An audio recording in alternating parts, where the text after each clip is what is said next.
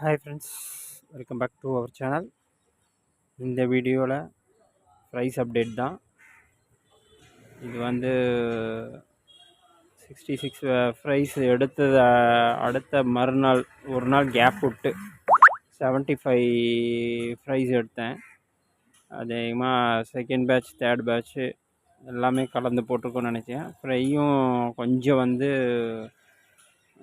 கொஞ்சம் லென்த்தாக தான் இருக்குது.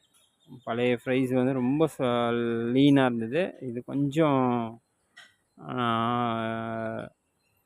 கொஞ்சம் ஃப்ரைஸ் வந்து திக்கான ஃப்ரைஸ் தான். இது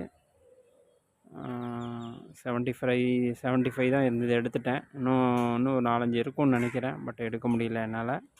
எல்லாம் கிளியர் பண்ணதுக்கப்புறம் தான் எடுக்க முடியும். சரி, இதையும் வந்து நம்ம ஃப்ரைஸ் டேங்க்கில் விட்டுட்டேன்.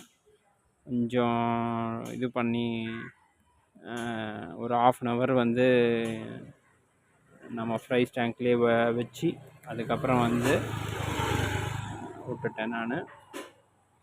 பார்க்கலாம் இது எப்படி.